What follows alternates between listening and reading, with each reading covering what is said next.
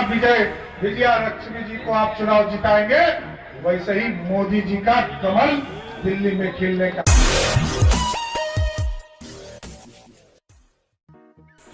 लोकसभा चुनाव को लेकर जहां सरगर्मियां बढ़ते नजर आ रही है, वहीं बड़े बड़े नेताओं के द्वारा दौरे जारी है और वोटरों को लुभाने के लिए तरह तरह के वादे व मुद्दे उठाए जा रहे हैं। इसी में एनडीए गठबंधन की प्रत्याशी विजय लक्ष्मी कुशवाहा के नामांकन के मौके पर बड़े बड़े नेतागण पहुंचे, जहां पर उप मुख्यमंत्री सम्राट चौधरी, चिराग पासवान समेत बिहार के कई बड़े व कद्दावर नेता आज शहर के गांधी मैदान में जुटे, जहां सम्राट चौधरी उप मुख्यमंत्री के द्वारा राजद पार्टी व राजद के जो सिस्टम है उसको लेकर कई अहम सवाल खड़े किए गए।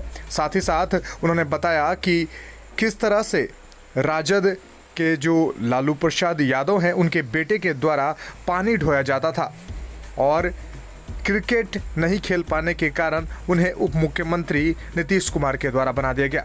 वहीं कई टीका टिप्पणियां हुई जिसमें माहौल काफ़ी अलग नजर आया। वहीं काफ़ी संख्या में इसमें लोग पहुंचे, जहां जिले के सभी प्रखंडों से भाजपा, जदयू व एनडीए गठबंधन के कार्यकर्ता पहुंचे और अब की बार 400 पार के नारे के साथ पूरा गांधी मैदान गूंज उठा।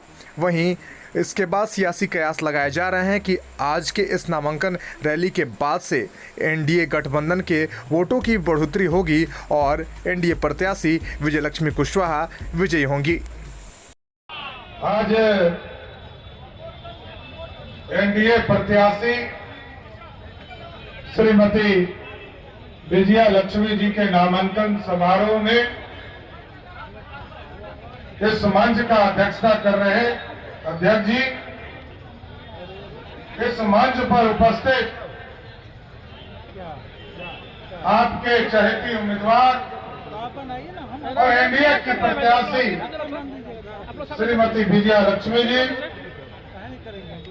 इस मंच पर उपस्थित भारतीय जनता पार्टी के लोकप्रिय नेता, प्रदेश के उप मुख्यमंत्री, कोई अखिलेश यादव को चुनाव पे समर्थन करेगा, कोई ममता बनर्जी को समर्थन करेगा, लेकिन विजया लक्ष्मी जी चुनाव जीत कर जाएंगी तो सीधे मोदी जी को समर्थन करने का काम है। कोई गलतफहमी में मत रहिए साथियों। और ये भारत श्रेष्ठ कर रहा है, भारत को आगे ले जाना है, भारत को मजबूत बनाना है। और किसी ने सोचा नहीं था, यहां बैठे मंगल जी स्वास्थ्य विभाग देखते रहे, कोरोना का समय आया, पूरा दुनिया चरमरा गया, पूरा दुनिया का जीडीपी पीछे चला गया, लेकिन मोदी जी ने भारत को बढ़ाने का काम किया। और आज भारत, सोचिए साथियों,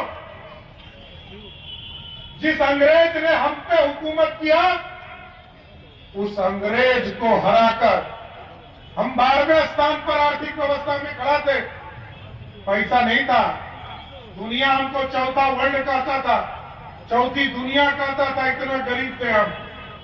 लेकिन आज मोदी जी के नेतृत्व में हम चौथे दुनिया से उठकर 5वें स्थान पर दुनिया में आ गए साथ, और हमने अंग्रेजों को हराया। और साथियों, भारत आगे बढ़ रहा है। तभी होगा जब एक एक वोट एनडीए के प्रत्याशी को देने का काम। और साथियों, आपका लगातार प्रयास और सब दिन सहयोग भी मिलता रहा, चाहे वो 2014 का चुनाव हो, 2019 का चुनाव हो। सिवान की जनता ने आतंक राज को समाप्त करने का ही काम किया है साथियों। इसलिए हम सभी लोगों से आग्रह करने आए कि साथियों, इस देश में हम चर्चा जरूर करें, गरीबों के बीच में जाते हैं, चर्चा करें। पक्का मकान मोदी ने दिया, घर तक पानी पहुंचाने का काम मोदी और नीतीश कुमार ने किया, शौचालय मोदी ने दिया, घर में बिजली पहुंचाने का काम मोदी ने दिया, नीतीश ने दिया, और घर में जो खाना खाते हैं वो मोदी ने दिया। फिर भी विरोधी पूछेंगे, अरे मोदी ने क्या दिया? अरे मोदी ने, आप सोचिए साथियों, जब 4 करोड़ 21 लाख परिवार को इस देश में पक्का मकान मोदी जी दे रहे थे, तब इसी तरह टेंट में हमारे प्रभु, हम लोगों के आराध्य प्रभु श्री राम इंतजार कर रहे थे, हमको भी उठाकर एक भव्य राम मंदिर में स्थापित करो। और आपने जैसे ही जय जय श्री राम, और जैसे ही आपने 2019 में वोट दिया साथियों, वैसे ही मोदी जी ने 2020 में प्रभु श्री राम को भी उठाकर 2024 में स्थापित करने का काम किया। 550 बरस से इंतजार कर रहे थे, कोई नहीं था मिला, कोई भगरत नहीं।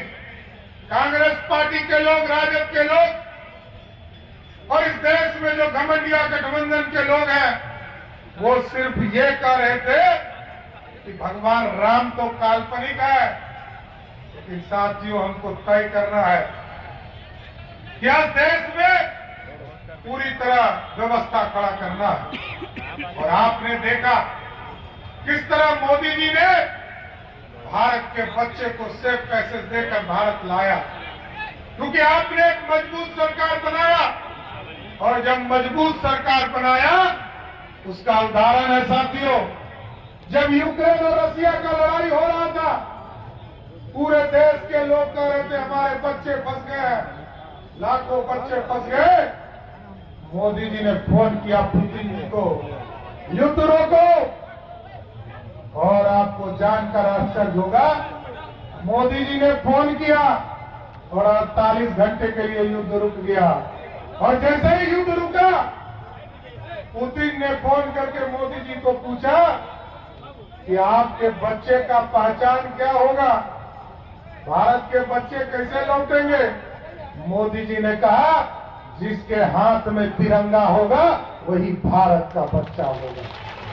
आप सोचिए साथियों, किस तरह का मजबूत नेतृत्व हमें मिला है और भारत को श्रेष्ठ बनाने का काम किया जा रहा है।